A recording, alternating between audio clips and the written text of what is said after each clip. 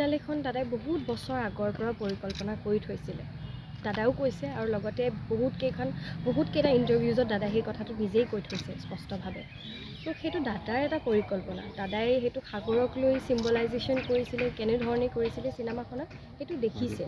যদি সেইটোৰ লগত আমি ৰিয়েলিটিটো মেটচ কৰিবলৈ যাওঁ, সেইটো ক'ৰবাত মোৰ ঠিক নহ'ব যেন লাগিছে।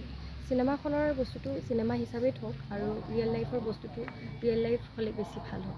ওচৰত কিবা এটা ডিভাইন পাৱাৰ আছিলে আৰু দাদাক মই কৈছিলোঁ যে দাদা আপুনি ভগৱান হয়, কাৰণ আপুনি বস্তুবোৰ এনেধৰণে বুজে যিটো আমাৰ নিচিনা সাধাৰণ মানুহৰ বাবে এইটো সম্ভৱেই নহয়। মই সেইটো কথা দাদাক কৈছিলোঁ আৰু দাদা আমাৰ নিচিনা নৱপ্ৰজন্মক সদায় এটা স্পেচ দিছিলে, এখন প্লেটফৰ্ম দিছিলে, এখন মঞ্চ দিছিলে আগবঢ়াই।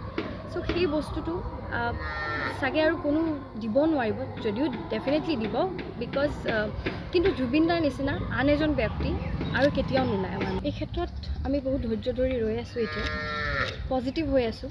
মই আগতেও ক'লোঁ যে উত্তৰবোৰ আমাক যিমান শীঘ্ৰেই হওক লাগে। ভাবিবলৈ গ'লে খুব দুখৰ কথা যে জুবিন দা আমাৰ মাজত কায়িকভাৱে নাই আৰু এনেধৰণে গুচি গ'ল বুলি আমি কোনেও ভবা নাছিলোঁ। কিন্তু দাদা যদিও আমাৰ মাজত কায়িকভাৱে নাই, দাদাই সদায় আমাৰ লগত থাকিব, আমাৰ প্ৰাণত থাকিব আৰু এনেধৰণে আমি দাদাক সদায় জীয়াই ৰাখিব লাগিব।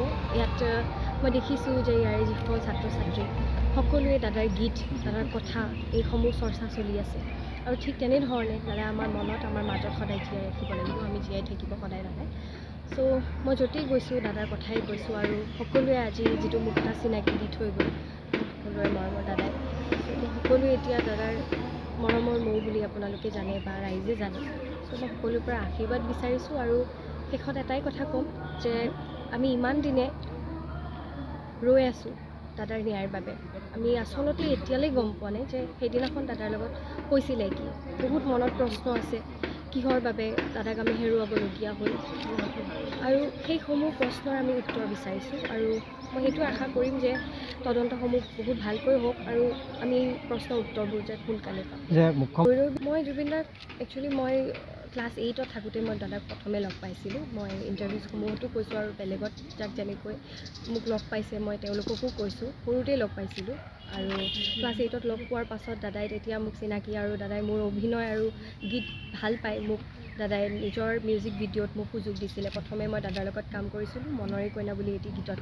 তাৰপাছত সেই গীতটিত যেতিয়া দাদাই মোৰ অভিনয় দেখিলে, দাদাই নিজেই ক'লে যে তই মোক সপোনৰ ছবি ৰৈ ৰৈ বিনালেত মোৰ লগত অভিনয় কৰিব লাগিব আৰু সেইটো মোৰ বাবে মই ভবা নাছিলোঁ যে দাদাই মোক নিজেই ক'ব দাদাৰ সপোনৰ ছবি ৰৈ ৰৈ বিনালেত মোক অভিনয়ৰ সুযোগ দিব। তাৰপাছত মই অভিনয় কৰিবলৈ সক্ষম হ'লোঁ ৰৈ ৰৈ বিনালেত। ঠিক তেনেধৰণে দাদাই মই দাদাক কৈছিলোঁ যে দাদা আপুনি এজন ভগৱান, মোৰ বাবেই নহয় লাখ লাখ মানুহৰ বাবে, অনুৰাগীৰ বাবে আপুনি এজন ভগৱান, কাৰণ আপুনি এনেকুৱা কিছুমান বস্তু গম পায় বা কানেক্ট কৰিব পাৰে নিজকে। আমি চবেই নিজেই দেখিছোঁ যে দাদাই প্ৰাকৃতিৰ লগত কি ধৰণে কানেক্ট কৰে, কেৱল মানুহেই নহয় প্ৰত্যেক বস্তু, গছেই হওক জীৱ জন্তুৱেই হওক প্ৰত্যেকটো বস্তু। চ'